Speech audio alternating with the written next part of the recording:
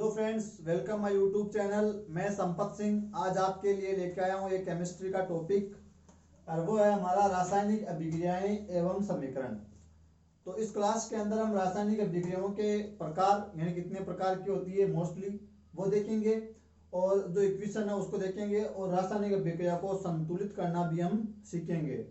तो साथ में हमारी अभिक्रियाएं भी हो जाएगी, उनकी परिभाषा हो जाएगी और आप साथ में समीकरण को संतुलित करना भी सीख जाओगे। तो क्लास काफ़ी खास है। तो शुरू करने से पहले जो लाल बटन आपको दिखाई दे रहा है उसको दबाकर सब्सक्राइब करो और ऑल नोटिफिकेशन दबा दो ताकि सारे नोटिफिकेशन आपको मिलते रहें। और पूरा वीडियो देखने के बाद अगर आपको अच्छा लगे वीडियो तो शेयर करना, लाइक करना और कमेंट करना। चलो शुरू करते हैं। तो रासायनिक अभिक्रियाएं, तो हम यहाँ पढ़ेंगे रासायनिक अभिक्रियाओं के प्रकार। तो देखो रासायनिक अभिक्रियाओं के प्रकार।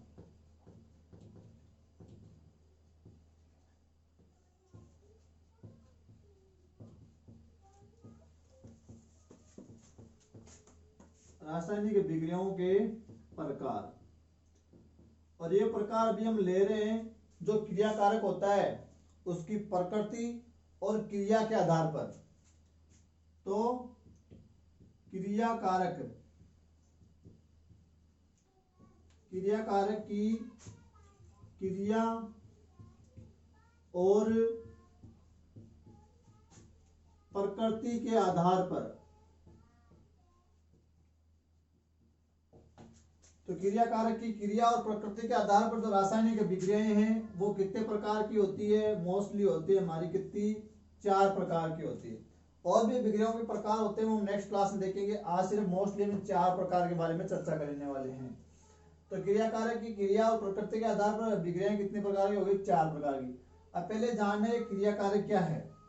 तो देखो ये जो हम समीकरण की बात कर रहे हैं, रिएक्शन की जो बात कर रहे हैं, तो हम कोई भी विक्रिया को लिखने के लिए हम क्या करते हैं, उसके 2 पक्ष होते हैं। यानी इधर वाला ये मेरा राइट हैंड हो गया, मेरा लेफ्ट हैंड हो गया। तो लेफ्ट वाले साइड में जो चीज लिखी जाती है वो क्रिया कारक होता है और राइट हैंड की ओर जो लिखा जाता है वो होता है हमारा उत्पाद। तो यहां हम जो लिख रहे हैं, जैसे मान लो हमने कोई विक्रिया लिखी, जैसे लिखा A + B, ये दोनों रिएक्ट कर रहे हैं, क्रिया कर रहे हैं और अब इधर क्या बनेगा वो होगा हमारा उत्पाद।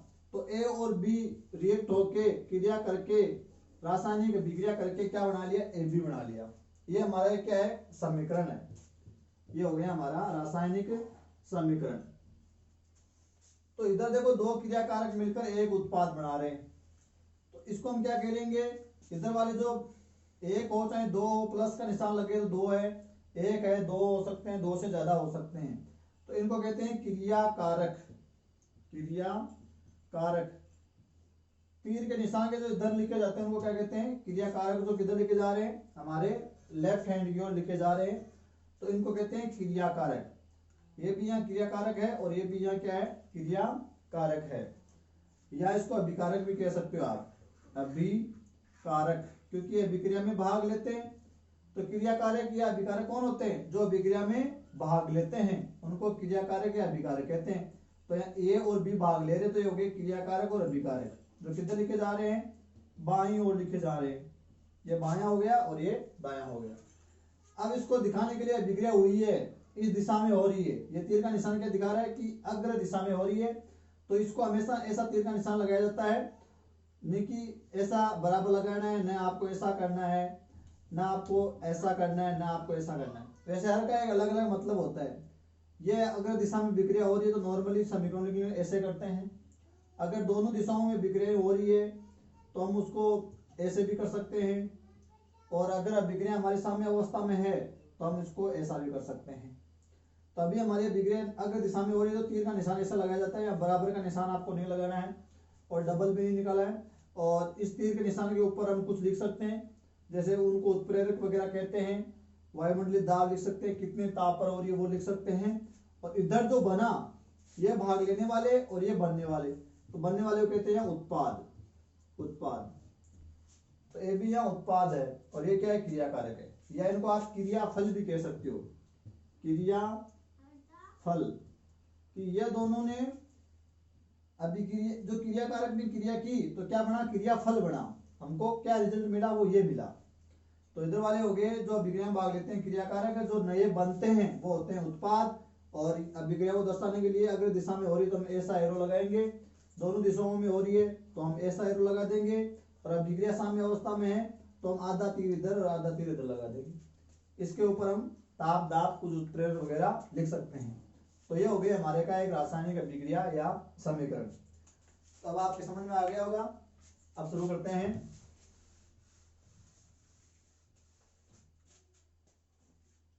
पहली जो हमारी 4 अभिक्रिया है वो कौन कौन सी है? पहली है योगशील अभिक्रिया या संयोजन अभिक्रिया, लिख लेते हैं संयोजन अभिक्रिया।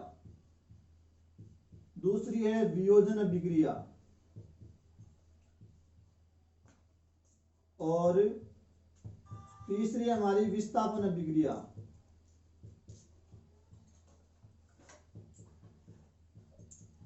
और चौथी हमारी द्विविस्थापन अभिक्रिया। इन 4 अभिक्रिया के बारे में हम डिटेल से पढ़ेंगे। तो पहले हम शुरू करेंगे कौन सी अभिक्रिया? संयोजन अभिक्रिया के बारे में। तो मैं इनको एक बार मिटा देता हूं इतना।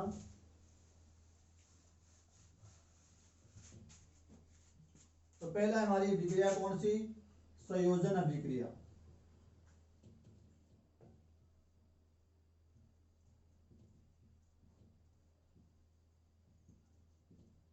अब संयोजन अभिक्रिया को हम और भी कई नामों से जान सकते हैं। तो और इनका क्या नाम दिया गया है? इसको कहते हैं योगशील अभिक्रिया। योगशील। अच्छा, और भी नाम दिया गया है योगात्मक अभिक्रिया, और एक नाम और दिया गया है संयुग्मन अभिक्रिया।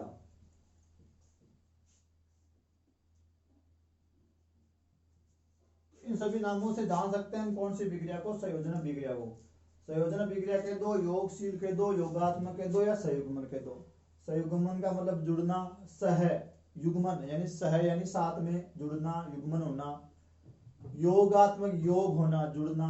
योगशील योग होना। संयोजन आपस में बॉन्डिंग होना, जुड़ना। तो इन जो हमारी जो ये जो हेडिंग है इससे पता चल रहा है कि यहाँ क्या हो रहा है? योग हो रहा है, जुड़ रहे हैं क्रियाकारक आपस में। तो नाम से पता चल रहा है तो कंफ्यूजन होने की कोई दिक्कत नहीं है। संयोजन, जुड़ना, योग होना और संयुग्मन होना। तो नाम से पता चल रहा है कि यहाँ क्या हो रहा है? योग हो रहा है। तो पहले हम लिखेंगे इसकी क्या परिभाषा। तो परिभाषा नाम से ही विदित हो रहा है, हमको पता चल रहा है क्या कि इधर वाले को हमने क्या कहा था? क्रियाकारक। तो क्रियाकारक क्या करेंगे? योग करेंगे, और योग करके क्या बना लेंगे? उत्पाद बना लेंगे। और उत्पाद कैसा बनेगा? सिंगल उत्पाद बनेगा। तो यहां लिखना पड़ेगा हमको 2 या 2 से अधिक वे रासायनिक अभिक्रिया जिसमें दो तो होने चाहिए, सिंगल तो क्या करेगा? 2 या 2 से अधिक, 2 या 2 से अधिक। कौन? इधर वाले कौन थे? क्रियाकारक या क्रिया जो आपके अभिकारक थे वो क्रिया कारक या अभिकारक। वे रासायनिक अभिक्रिया जिसमें 2 या 2 से अधिक क्रियाकारक या अभिकारक मिलकर या जुड़कर या योग होकर, मिलकर एक या आप कह सकते हो एकल, सिंगल। तो वे रासायनिक अभिक्रिया जिसमें 2 या 2 से अधिक क्रियाकारक मिलकर या जुड़कर एकल उत्पाद, उधर वाला क्या बन रहा था? उत्पाद। एकल या एक उत्पाद का निर्माण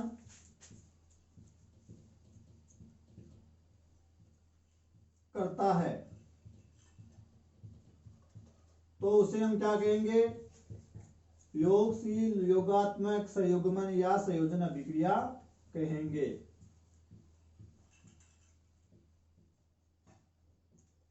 कहते हैं। समझ गए बात? अब जैसे देख लो 2 या 2 से अधिक, तो हम 2 ले रहे, जैसे ए प्लस बी, ये दोनों क्रियाकारक है, और क्या कर रहे हैं? मिलकर योग होकर क्या बनाएंगे? एकल या एक उत्पाद बनाएंगे। तो उधर वाला क्या था? उत्पाद। और एकल उत्पाद क्या बना लेंगे? A B. 2 क्यों कह रहे हैं? क्योंकि बीच में प्लस निशान लगा हुआ है। और यहाँ अगर मैं एक प्लस निशान लगा के सी कर देता तो 3 क्रिया कारक हो जाते, और यहाँ प्लस का निशान नहीं है, उसका सिंगल ही है। तो देखो 2 या 2 से अधिक क्रिया कारक मिलकर क्या बनाते हैं, एक सिंगल उत्पाद का निर्माण करते हैं, बढ़ाते हैं, तो उस अभिक्रिया को हम क्या कहेंगे, संयोजन अभिक्रिया कहेंगे। अब देखते हैं कुछ एग्जाम्पल, देखते हैं कौन कौन से एग्जाम्पल आप संयोजन अभिक्रिया में लिख सकते हो। जैसे हम लिख सकते हैं कोयले का दहन या कार्बन का दहन। तो कोयला यानी कार्बन, तो ये कार्बन का हो गया प्रतीक सी, और दहन का मतलब किसी चीज को जलाने के लिए हमको क्या चाहिए, ऑक्सीजन चाहिए, तो ये O2 ऑक्सीजन के प्रेजेंट में जल रहा है, और यहाँ क्या बन जाएगी, कार्बन डाइऑक्साइड बन जाएगी। तो यहाँ देख लो 2 क्रिया कारक मिलकर एकल उत्पाद का निर्माण कर रहे हैं।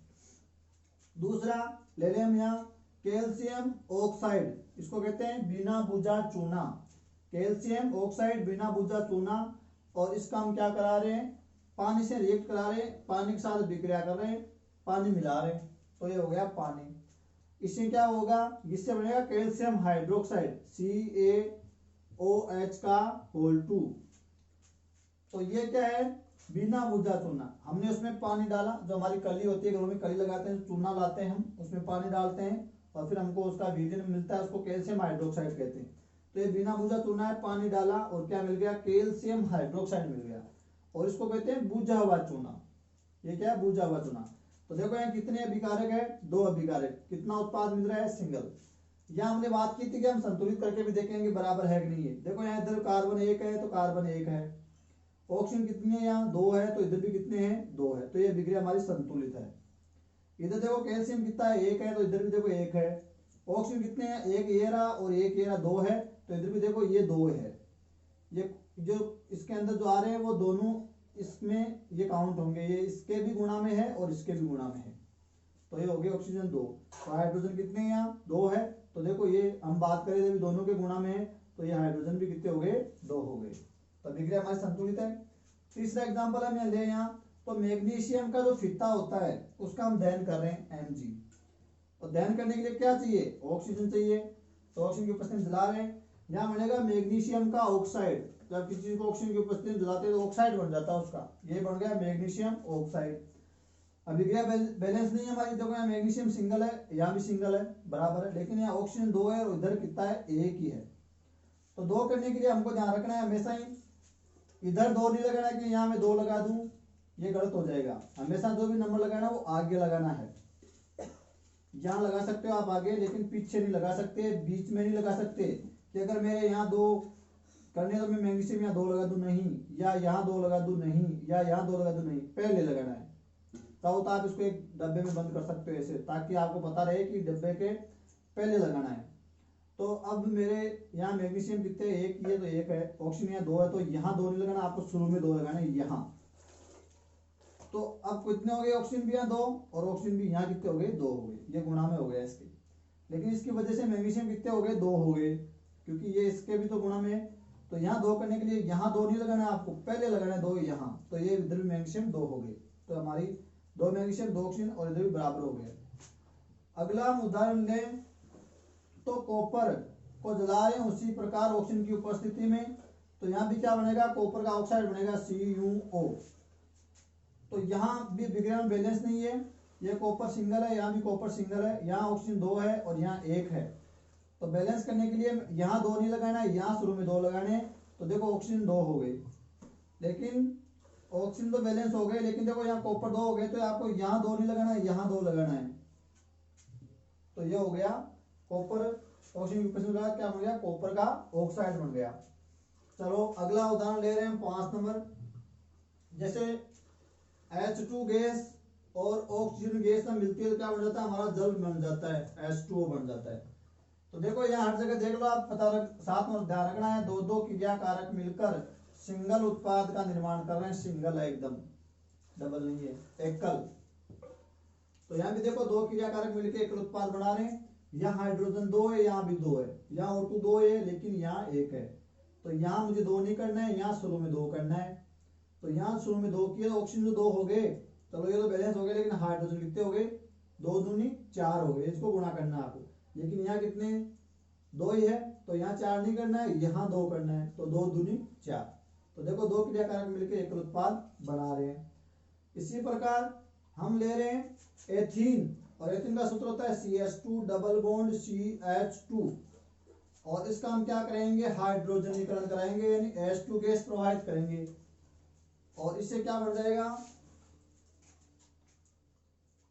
यहां बता देता हूं, एथीन हमारे पास CH2 डबल बॉन्ड CH2, इसको क्या कहते हैं, एथीन, और इस पर क्या करा रहे हैं, H2 गैस प्रवाहित करा रहे हैं, हाइड्रोजनीकरण करा रहे हैं इसका, तो एथीन से एथेन बन जाएगा, यानी CH3 सिंगल बॉन्ड CH3। तो यहाँ देखो हमारे पास कितने क्रियाकारक है, 2 है, और कितना बन रहा है, सिंगल बन रहा है। यहाँ CH2 डबल बॉन्ड CH2 है, और 2 हाइड्रोजन इसमें जोड़ दिए, तो एक यहाँ जुड़ गया, तो यहाँ CH3 हो गया, एक यहाँ जुड़ गया, CH3 हो गया, और कार्बनिक संयोजकता 4 होती है, तो यहाँ 4 संतुष्ट हो रही है। देखो एक ये बॉन्ड जुड़ा हुआ है, 3 हाइड्रोजन जुड़े हुए हैं, ऐसे ये अगला कार्बन है, 3 हाइड्रोजन इससे जुड़े हुए हैं, तो कार्बनिक संयोजकता 1 2 3 4 संतुष्ट हो रही है। तो ये इस प्रकार हो गया, डबल बॉन्ड हट गया, सिंगल बॉन्ड आ गया। तो इन सभी प्रक्रियाओं में आपने देखा कि 2 क्रियाकारक मिलकर एकल उत्पाद का निर्माण कर रहे हैं। तो ये हो गए हमारे, काफी एग्जाम्पल है, 6 हो गए, एक और दे देता हूं, N2 plus H2 equal to NH3, तो नाइट्रोजन और हाइड्रोजन गैस मिलकर अमोनिया गैस बना रही है, NH3 अमोनिया। अभिक्रिया बैलेंस नहीं है, यहाँ नाइट्रोजन 2 है और यहाँ 1 है, तो 2 करने के लिए 2 कर दूं, सर्वम लगा दूं, तो ये हो गए 2। इसी प्रकार हाइड्रोजन कितने हो गए, 3 दूनी 6 हो गए, यहाँ ये 3 दूनी 6, लेकिन यहाँ कितने हैं, 2 ही है, तो यहाँ लगाना पड़ेगा मुझे 3, तो ये हो गए 3 दूनी 6, तो अभिक्रिया बैलेंस होगी। तो इतने सारे एग्जाम्पल काफी है संयोजन अभिक्रिया के लिए। नेक्स्ट अभिक्रिया की ओर चलते हैं, और वो है हमारी वियोजन अभिक्रिया।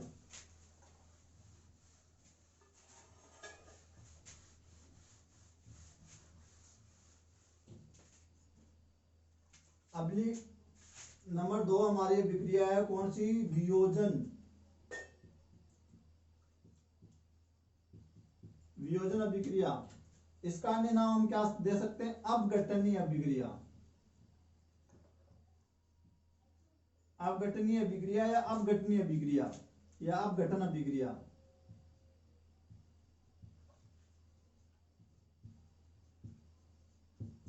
वियोजन अभिक्रिया या अपघटनीय अभिक्रिया, अपघटनीय अभिक्रिया या अपघटन अभिक्रिया।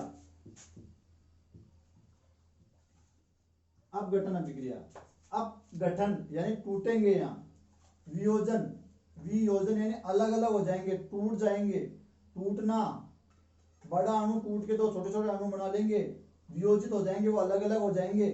तो नाम से पता चल रहा है, यहाँ एक क्रियाकारक टूट के क्या बनाएंगे, 2 या 2 से ज्यादा उत्पाद बनाएंगे, नाम से पता चल रहा है वियोजन, अलग अलग होना, अपघटन टूटना। तो देखो ये तो हो गया इसका क्या नाम और प्रकार, अन्य नाम। अब पढ़ेंगे इसकी क्या परिभाषा। तो परिभाषा का मतलब क्या है, एकल क्रियाकारक यानी वे रासायनिक अभिक्रिया, वे रासायनिक अभिक्रिया जिसमें एक या एकल कौन क्रियाकारक, क्रियाकारक टूटकर या अपघटित होकर या वियोजित होकर, टूटकर 2 या 2 से अधिक उत्पाद का निर्माण करते हैं।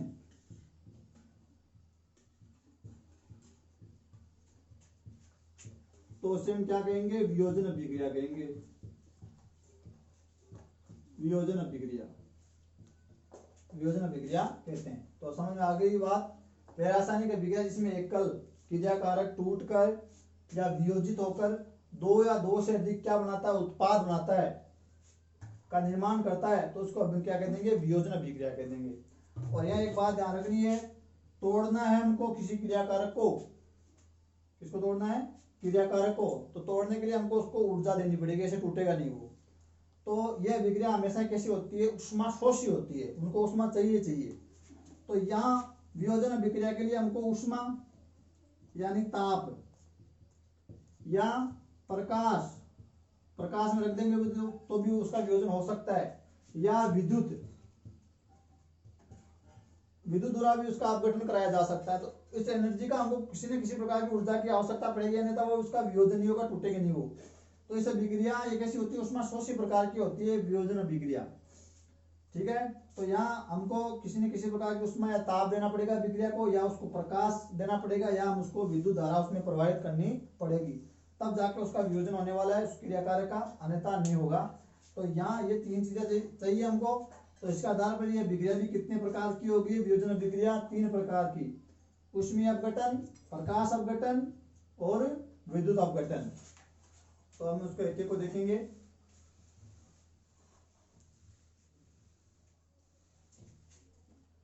पहला हमारा क्या, ऊष्मीय अपघटन या वियोजन, पहला प्रकार। तो यहाँ किसी जरूरत पड़ेगी हमको, किसी न किसी प्रकार की ताप या उसको उष्मा देनी पड़ेगी। तो देखो, वह रासायनिक अभिक्रिया जिसमें अभिक्रिया को कराने के लिए उसमें हमको क्या प्रवाहित करनी पड़ेगी, उष्मा, या उसको हमको क्या देना पड़ेगा, ताप। तो उसको हम क्या कह देंगे, ऊष्मीय अपघटन अभिक्रिया। सीधा हम एग्जाम्पल की बात करते हैं, कौन कौन से एग्जाम्पल इसमें शामिल है। वियोजन अभिक्रिया, उसमें भी कौन सी, ऊष्मीय अपघटन। आप इसको वियोजन में भी लिख सकते हो सीधा, कोई दिक्कत वाली बात नहीं है। ऊष्मीय अपघटन या ताप या प्रकाश का ऑप्शन है तो वो वियोजन हो जाएगी सीधी। तो यहां हम लिख रहे हैं जिंक कार्बोनेट, ZnCO3, इसको क्या कहते हैं, जिंक कार्बोनेट। तो यहां हम क्या कहते हैं, क्या किया था अभिक्रिया में, परिभाषा में, एकल क्रियाकारक या एक क्रियाकारक टूट के क्या बनाएगा, दो या दो से ज्यादा उत्पाद बनाएगा। तो यहां मेरे पास जैसे मान लो ये एकल क्रियाकारक है AB, और ये टूट के क्या बना लेगा, A+B बना लेगा। तो ये हो गया हमारा एकल क्रियाकारक जिंक कार्बोनेट। ये टूटेगा तो बनाएगा zinc oxide, ZnO plus carbon dioxide gas निकल जाएगी CO2। तो ये जिंक कार्बोनेट का क्या हो गया, वियोजन। कौन सा, ऊष्मीय वियोजन। तो यहां हमने क्या दी, इसको उष्मा दी, उष्मा को दर्शाने के लिए ऐसा निशान लगाते हैं हम, डेल्टा, ये त्रिभुज का सा निशान। इसका मतलब इसका क्या हो रहा है, ऊष्मीय वियोजन हो रहा है। अब देख रहे हैं ये जिंक कार्बोनेट है, जिंक ऑक्साइड है, कार्बन डाइऑक्साइड है, तो क्या अभिक्रिया संतुलित है। देखो यहाँ जिंक 1 है, ये Zn, तो यहाँ भी देखो Zn 1 है, यहाँ कार्बन 1 है, तो यहाँ भी देखो कार्बन 1 है, और यहाँ ऑक्सीजन कितने हैं, 3 है, तो यहाँ भी देखो 1 और 2 3 है। तो अभिक्रिया संतुलित है, संतुलित करने की जरूरत नहीं है। इसलिए दूसरा लेते हैं कैल्शियम कार्बोनेट, CaCO3, ये है कैल्शियम कार्बोनेट। ये है जिंक कार्बोनेट, CO3 जुड़ जाता तो कार्बोनेट बोलते हैं, पहले जो एलिमेंट लगा उसका नाम ले लेते हैं। तो यहाँ जिंक लगा तो जिंक कार्बोनेट, यहाँ कैल्शियम लगा तो कैल्शियम कार्बोनेट। उसको भी हमने क्या दी, उष्मा दी।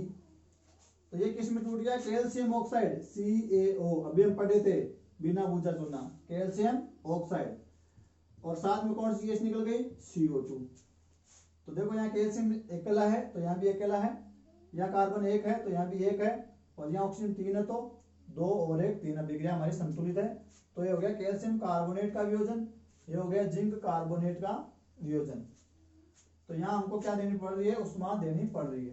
तीसरी अभिक्रिया बात करूं तो फेरस सल्फेट का वियोजन, FeSO4 का वियोजन, इसको बोलेंगे फेरस सल्फेट या आयरन सल्फेट का वियोजन, और वो भी कौन सा, ऊष्मीय वियोजन।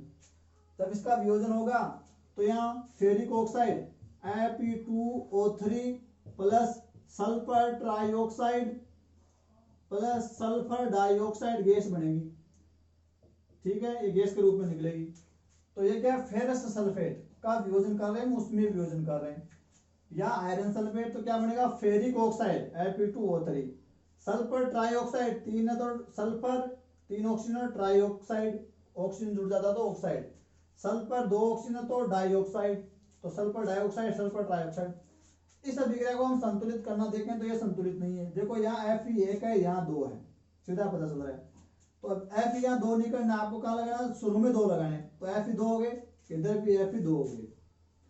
अब बात करें सल्फर की, तो सल्फर देखो कितने, ये गुणा में है पूरी राशि के, तो देखो ये 2 है सल्फर यहाँ, तो यहाँ एक तो ये बेटा और दूसरा ये बेटा, तो सल्फर भी 2 हो गए, संतुलित है। ऑक्सीजन कितने, 4 और ये यहाँ से 2 से गुना होकर कितने हो जाएंगे 8। तो ऑप्शन कितने हैं 8। तो यहाँ कितने हो रहे हैं 3 3 6 और 7 और 8। अब हमारे अभिक्रिया हमारी बैलेंस हो गई, यहाँ 2 लगाते ही। तो ये हो गया फेरस सल्फेट का वियोजन। नेक्स्ट करें तो वह लेड नाइट्रेट का वियोजन PbNO3 का होल 2। ये क्या है लेड नाइट्रेट, Pb यानी लेड, NO3 को बोलते हैं नाइट्रेट। तो ये लेड नाइट्रेट का फॉर्मूला हो गया और इसको हम क्या देंगे उष्मा देंगे।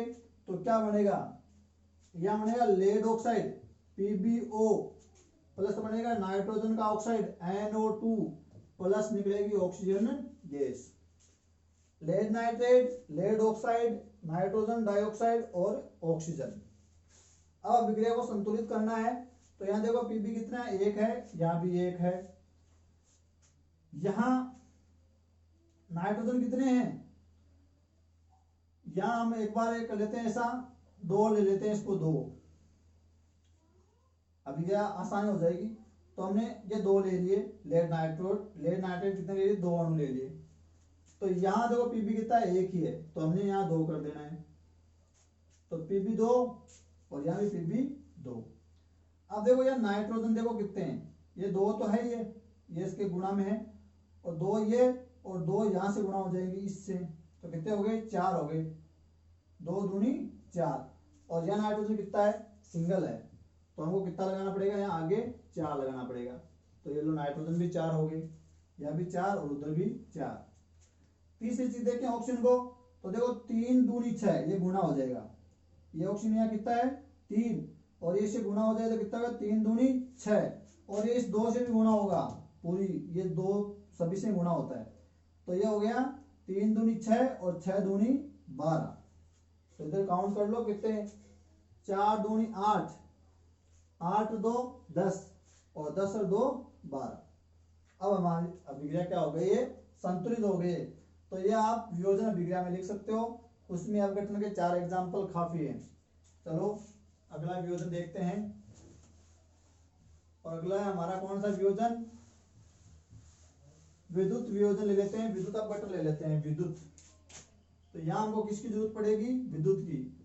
तो परिभाषा क्या हो जाएगी, जब किसी क्रिया कारक की गलित या उसकी जो द्रव अवस्था में या उसकी जलीय अवस्था में, क्योंकि विद्युत धारा के लिए जल का होना जरूरी है, वहां ठोस में तो शायद सही तरह से विद्युत का प्रवाह ना हो, तो उसकी गलित अवस्था में, गली हुई अवस्था में, और गलेगा का उसमें पानी डालेंगे, तो उसकी जलीय अवस्था में गलित अवस्था में जब विद्युत धारा का प्रवाह किया जाता है तो उसका क्या हो जाता है क्रिया कारक का अपघटन हो जाता है और 2 हमको उत्पाद मिल जाते हैं। तो 1 से कितने हो जाएंगे 2 हो जाएंगे। अभी आपने पीछे भी जो अपघटन देखा उसमें सिंगल हमने क्रिया कारक लिया था और 2 या 2 से ज्यादा उत्पाद बन रहे थे। यही वियोजन की परिभाषा थी कि एकल क्रिया कारक टूट के 2 या 2 से ज्यादा उत्पाद बनाते हैं। तो यहाँ हम ले रहे हैं नमक NaCl और इस पर हम क्या करेंगे विद्युत प्रवाहित करेंगे उसकी गलित अवस्था में। तो ये क्या बना लेगा Na+Cl बना लेगा।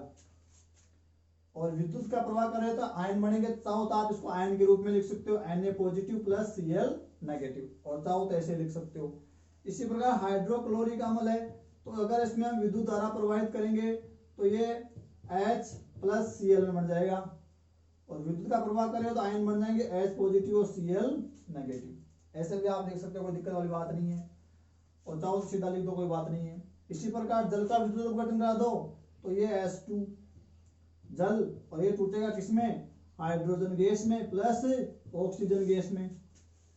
तो ये भी 2 ये भी 2, लेकिन ये देखो सिंगल पड़ गया ना यहाँ, तो यहाँ 2 नहीं लगाना ऑक्सीजन, यहाँ 2 है ऑक्सीजन, और यहाँ कितना ऑक्सीजन है 2 है, लेकिन सॉरी 1 है, इधर भी 2 है, इधर में 2 और इधर 2, तो हाइड्रोजन 2 इधर 2, ऑक्सीजन 1 इधर 2, तो 2 करने के लिए यहाँ 2 लगाने, तो ऑक्सीजन 2 हो गए, इधर भी 2 हो गए, ये कितने हो गए 4, ये इधर कितने 2, तो यहाँ आपको क्या करना पड़ेगा 2 लगाना पड़ेगा, तो ये भी हो गए 2। तो ये क्या हो गया विद्युत अपघटन हो गया, विद्युत धारा प्रवाहित करके हम ऐसे उनको तोड़ सकते हैं।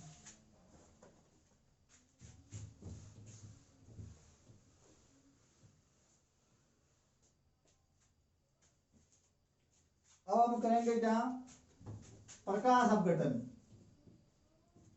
या प्रकाशिक अपघटन, ठीक है, प्रकाश की उपस्थिति में अपघटन हो जाएगा यहाँ।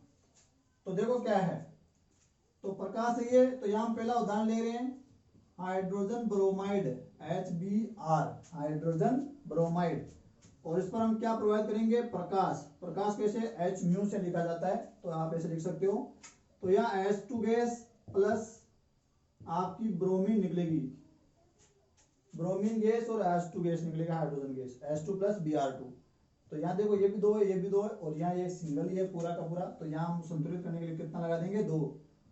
तो हाइड्रोजन भी 2 हो गए और ब्रोमीन भी कितने हो गए, 2, और इधर भी कितने कितने हैं, 2 2।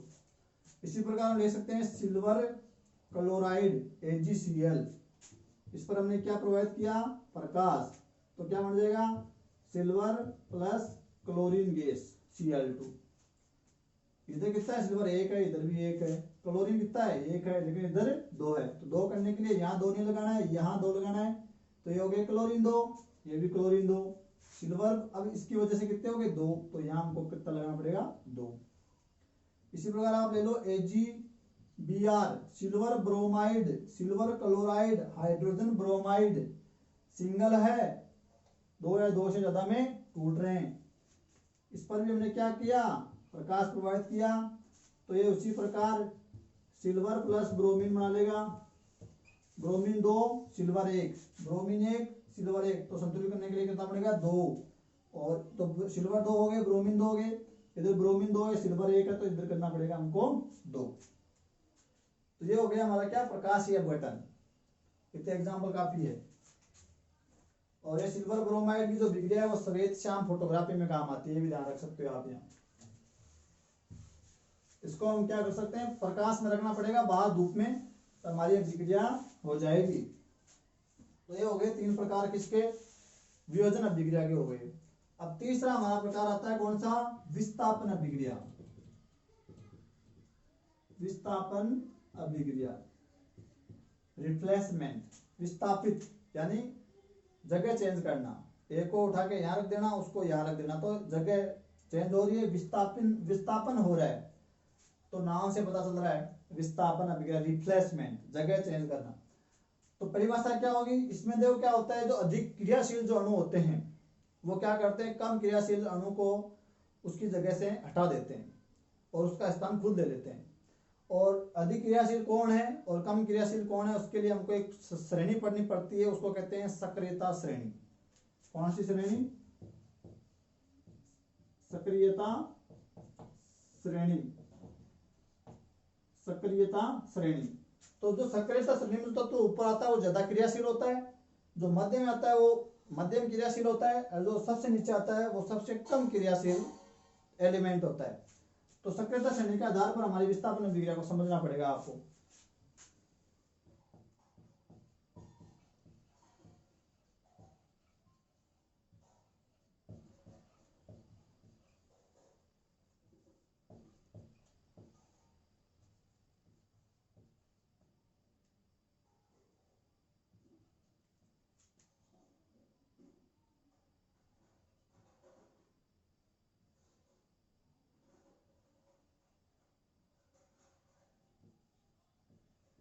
कुछ मैं आपको ट्रिक दे रहा हूँ, हल्की सी बता रहा हूँ, ये हमारी सक्रियता श्रेणी है, कुछ तत्वों को मैंने रखा है यहाँ। जैसे ये पोटेशियम, सोडियम, कैल्शियम ऊपर है तो ये ज्यादा क्रियाशील है, ये जिंक, आयरन, लेड, हाइड्रोजन बीच में तो ये मध्यम क्रियाशील है, और ये कॉपर, सोना, सॉरी ओरम जो आपका अर्जेंटम है, चांदी, ओरम जो सोना है वो सबसे नीचे, तो ये सबसे कम क्रियाशील तत्व होते हैं। तो इस सक्रियता श्रेणी के आधार पर हम इसको समझ सकते हैं। तो इसमें क्या होगा, अधिक क्रियाशील तत्व है कम क्रियाशील तत्वों को उसके स्थान से क्या कर देगा, हटा देगा, तो वो क्या हो जाएगी, विस्थापन अभिक्रिया हो जाएगी। तो हमको क्या पढ़ना है, विस्थापन अभिक्रिया। तो पहले हम पढ़ेंगे इसकी क्या परिभाषा। तो क्या है, वे रासायनिक अभिक्रिया जिसमें अधिक क्रियाशील तत्व कम क्रियाशील तत्व को तत्व को उसके यौगिक से हटा देता है तो उसे विस्थापन अभिक्रिया कहते हैं। तो वह रासायनिक अभिक्रिया जिसमें अधिक क्रियाशील तत्व कम क्रियाशील तत्व को उसके यौगिक से हटा देता है तो उसे क्या कहेंगे, विस्थापन अभिक्रिया कहते हैं। ऐसे समझ लो, वह रासायनिक अभिक्रिया जिसमें अणु, परमाणु या परमाणु का समूह है या यौगिक जो है वो दूसरे क्रियाकारक को या क्रियाकारक से जो अणु परमाणु जो परमाणु समूह है वो अपने स्थान को बदल लेते हैं या स्थान को चेंज कर लेते हैं। वो तो लंबी रहेगी, ये इजी रहेगी आपके लिए कि वह रासायनिक अभिक्रिया जिसमें अधिक क्रियाशील तत्व है कम क्रियाशील तत्वों को उसके यौगिक से हटा देते हैं, उसको विस्थापन अभिक्रिया कहते हैं। तो देखो एग्जांपल लेते हैं, ज्यादा समझ में इजी आएगा, आसान हो जाएगा। जैसे हम ले रहे हैं कॉपर सल्फेट CuSO4, क्या है, कॉपर सल्फेट, और इसकी अभिक्रिया कराएंगे हम आयरन से, तो ये बना लेगा क्या, FeSO4 प्लस कॉपर। अब देखो अभिक्रिया में आओ आप परिभाषा में, वे रासायनिक अभिक्रिया जिसमें अधिक क्रियाशील तत्व है। तो यहाँ देखो हम अधिक क्रियाशील तत्व है कम क्रियाशील तत्व को उसके यौगिक से हटा देता है। ये देखो ये यौगिक है, कौन सा, कॉपर सल्फेट, और ये एक तत्व है आयरन। तो ये क्या हुआ, देखो कॉपर सल्फेट यौगिक है, ये तत्व है कॉपर, तो इस यौगिक से हटा दिया किसको, कॉपर को, और इसकी जगह किसने ले ली, आयरन ने ले ली। क्यों, क्योंकि आयरन कॉपर की तुलना में ज्यादा क्रियाशील है और ये कम क्रियाशील तत्व है। तो कम क्रियाशील तत्व को तो हटा दिया किसने, अधिक क्रियाशील तत्व ने, कौन ने, आयरन ने। तो आयरन इसकी जगह आ गया और इसको अलग कर दिया गया, विस्थापित कर दिया गया। तो क्या बन गया, ये इसकी जगह आ गया तो बन गया FeSO4, और कॉपर को बेचारे को अलग कर दिया तो कॉपर हो गया। तो समझ में आ गया कि रासायनिक अभिक्रिया इसमें अधिक क्रियाशील तत्व है कम क्रियाशील तत्व को उसके यौगिक से हटा देता है, उसको हम क्या कहेंगे, विस्थापन अभिक्रिया कहेंगे। दूसरा देखते हैं, यहां ले रहे हैं हम कॉपर सल्फेट प्लस जिंक के साथ अभिक्रिया करा रहे हैं। ये एक यौगिक है और उसमें ये तत्व है और ये तत्व है। यहाँ कॉपर की तुलना में जिंक भी उससे ज्यादा क्रियाशील होता है, क्योंकि कॉपर नीचे आता है इसलिए कम क्रियाशील होता है, और जिंक और आयरन ऊपर आते हैं इसलिए ज्यादा क्रियाशील होते हैं। तो यहाँ क्या बन जाएगा, ये इसकी जगह आ जाएगा तो जिंक सल्फेट बन जाएगा, कॉपर सल्फेट की जगह ZnSO4 प्लस कॉपर अलग हो गया। अगर मैं इसको लेना चाहूं यहाँ FeSO4 प्लस, यहाँ कॉपर नहीं ले सकता मैं, क्यों नहीं ले सकता, क्योंकि कॉपर कम क्रियाशील है तो इसको नहीं उठा पाएगा अधिक क्रियाशील तत्वों को, ये तो अभिक्रिया पॉसिबल नहीं है। चलो ये जिंक ले लूं तो चलो जिंक ले सकते हैं यहाँ, क्यों, क्योंकि जिंक थोड़ा नीचे आता है, ऊपर आता है, आयरन नीचे आता है। इसका मतलब जिंक आयरन की तुलना में ज्यादा क्रियाशील है। देखो यहाँ कॉपर की तुलना में आयरन ज्यादा क्रियाशील था, तो हर बार ऐसा हो जरूरी नहीं है। यहाँ जिंक ज्यादा क्रियाशील है किसकी तुलना में, आयरन की तुलना में, तो ये इसको हटा देगा और क्या बना देगा, ZnSO4 प्लस Fe को अलग कर देगा। तो ये अपनी जगह से अपने यौगिक से हट रहे हैं, तो ये कौन सी अभिक्रिया हो गई, हमारी विस्थापन अभिक्रिया हो गई।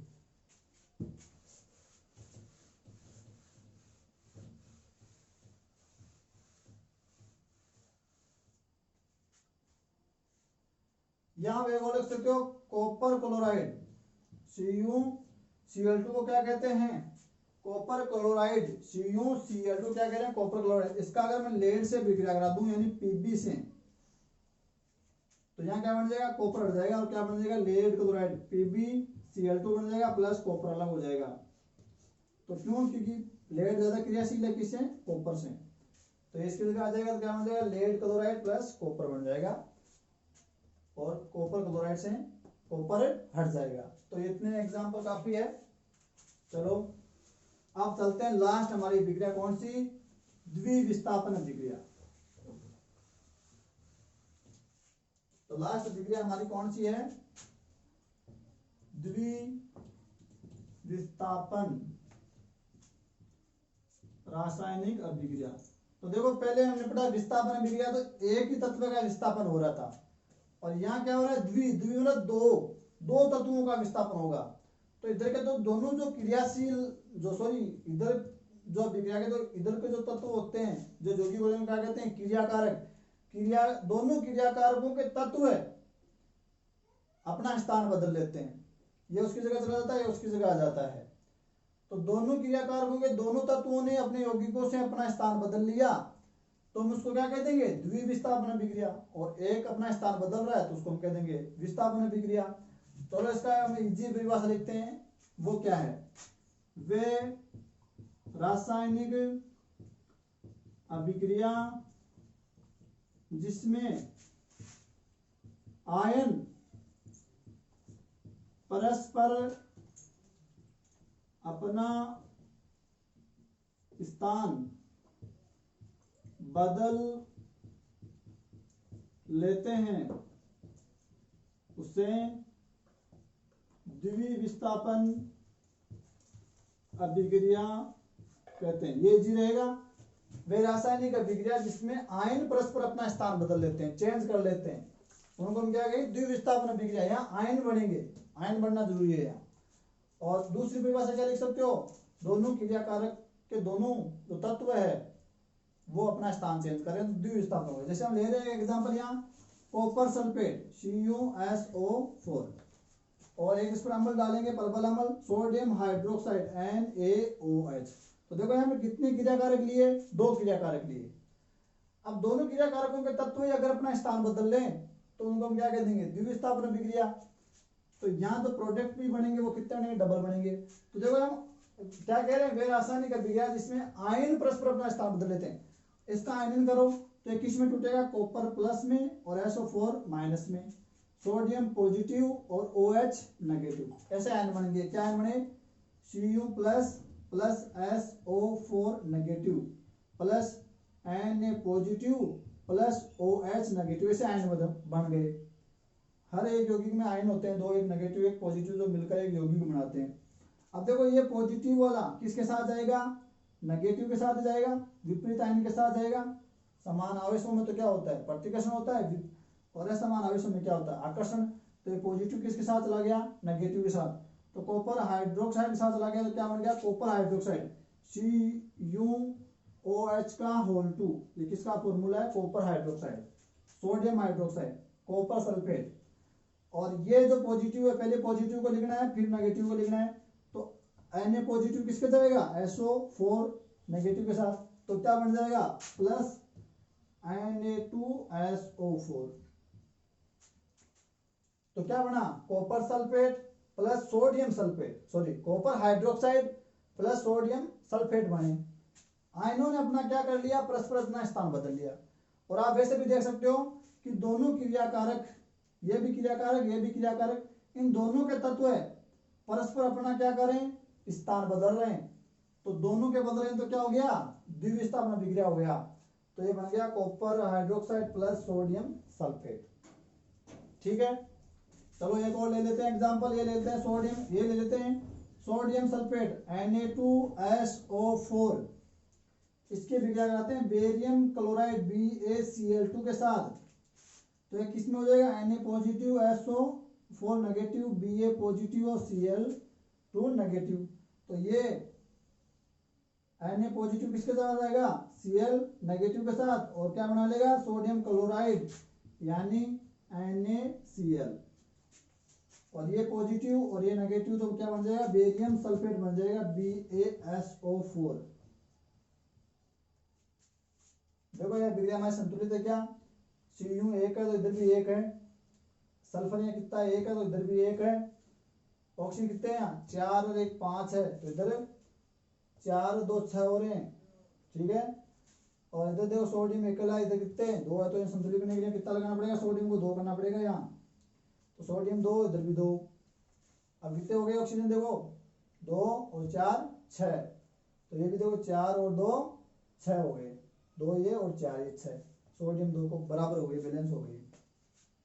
इसको भी देख लो आप, यहाँ सोडियम के 2 है इधर 1 है तो हमको कितना लगाना पड़ेगा यहाँ 2, तो ये 2 ये भी 2, क्लोराइड कितने हो गए 2, तो देखो यहाँ भी 2, और ये अकेला ये अकेला तो ये हो गया अकेला। तो ये क्या है सोडियम सल्फेट, ये क्या है बेरियम क्लोराइड, ये क्या है सोडियम क्लोराइड नमक, और ये क्या हो गया बेरियम सल्फेट BaSO4। तो ये देखो आयन परस्पर अपना स्थान बदल रहे हैं, या दोनों क्रियाकारक के जो यौगिक है क्रियाकारक जो उनके तत्व या परमाणु का समूह अपना स्थान चेंज कर रहे हैं।